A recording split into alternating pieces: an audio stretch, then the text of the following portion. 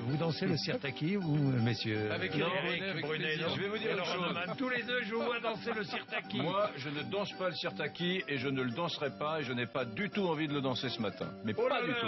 Pas du tout. On laisse quand même cette musique en fond, mais en fond sonore. Mais pourquoi vous n'avez pas envie de danser le sirtaki? Parce que les Grecs ne sont pas des gens sérieux. Et parce qu'on est en train d'applaudir. La démocratie, on est en train d'applaudir et de victimiser des gens qui ne sont pas sérieux, qui au cours des 10 dernières années ont augmenté les revenus des fonctionnaires 3 fois plus que la moyenne européenne. Ce sont des gens qui ont accepté l'argent de l'Europe, des centaines de milliards d'euros, dont 50 milliards environ qui viennent du contribuable français. Ça fait 600 euros par contribuable français et qui nous disent aujourd'hui, attention, on prend l'argent, on l'a pris, mais finalement on veut renégocier les conditions, on n'est plus du tout d'accord et peut-être d'ailleurs ne le rendrons-nous pas. Ces gens ne sont pas sérieux. En 2009, lorsqu'il y a eu des élections entre la droite et la gauche, la droite, Karamanlis, a dit attention, une grosse crise se profile. Il a fait toute sa campagne là-dessus. Il a dit il va falloir serrer la ceinture. Et qu'ont fait les Grecs? Ils ont voté pour le socialiste parce que le socialiste promettait de continuer l'augmentation des salaires et de baisser les prix des transports. Les Grecs sont des fumistes, ils sont-ils irresponsables à l'échelle européenne et nous sommes en train de leur tresser des couronnes de laurier, mais c'est absurde, il faut dénoncer ce comportement qui n'a rien de compatible avec l'équation européenne. Non, lui c'est Neumann. Jean-Jacques, ce que vient de dire Eric, ça vous rappelle rien? Non, allez-y. Enfin, allons bon. Souvenez-vous, Angela Merkel, elle disait exactement la même chose, elle proposait même aux Grecs de vendre leurs îles, de vendre le Parthénon, de vendre tout le pays par appartement, tellement ils s'étaient mal comportés. Donc si je comprends bien pour Eric, les Français sont des feignants, les Grecs sont des fumistes, ça va quoi. Le peuple grec s'est exprimé, c'est toujours une bonne nouvelle. En l'occurrence, ce qu'ont dit les Grecs, c'est extrêmement simple, on ne veut pas mourir guéri. C'est tout. La politique d'austérité, ça fait 6 ans que ça dure. Exactement, ça suffit. D'autre part, le récit que fait Eric est juste au début.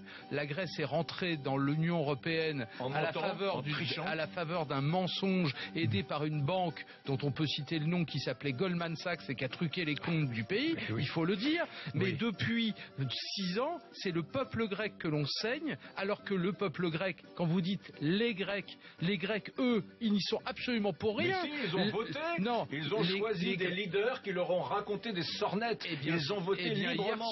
C'est pas les colonels qui les ont mis dans cette situation. C'est la démocratie qui les a mis dans cette situation. Eric, les Grecs ils sont irresponsables collectivement, c'est tout. Hier soir, Eric, les Grecs ont dit non à l'austérité.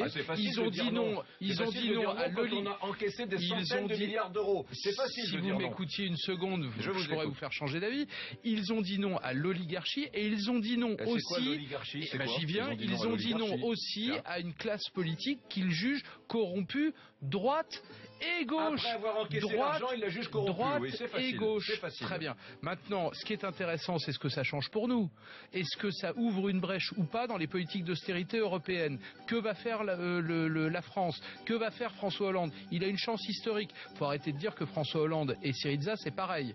En revanche, Tsipras va faire exactement la même chose que François Hollande. On espère pour lui avec plus de réussite. Il va aller à Bruxelles, il va aller voir Merkel, il va aller voir l'Union européenne et la Troïka en leur disant ça ne peut plus continuer comme ça. C'est exactement ce qu'avait dit François Hollande quand il a été élu et exactement ce qu'avait dit Nicolas Sarkozy en 2007 quand il a été élu. Que le grand responsable de cette crise grecque, c'est le Parti socialiste grec qui siège main dans la main aux côtés du Parti socialiste français dans l'international socialiste. Alors ces Grecs qui sont ces socialistes grecs sont aujourd'hui considérés par tous les Grecs comme les responsables de la situation. Mais alors, ce qui est très étonnant, c'est qu'on voit... Oui, parce qu'ils ont gouverné avec la droite, c'est-à-dire l'UMP local. Non, ils ont eu le pouvoir en alternance avec la droite. Mais ce qui est terrible, c'est qu'on voit les socialistes français se réjouir de la victoire de Syriza, qui veut dire coalition de la gauche radicale. Aussi le Front National se réjouir de la victoire de Syriza. c'est simplement un pied de nez. Non, il faut revenir aux choses sérieuses.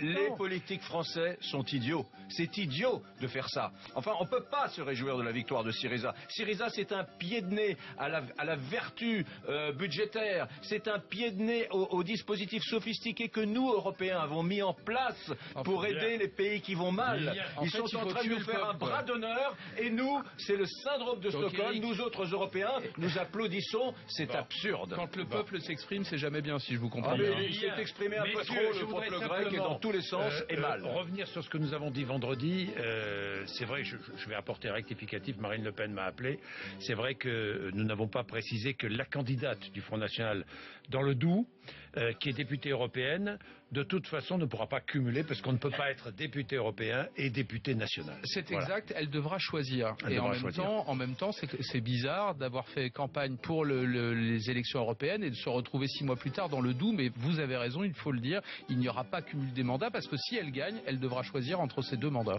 Eh bien, c'est fait, rectificatif, il est 7h56, nous ne l'avions pas précisé vendredi, à tort, 7h56.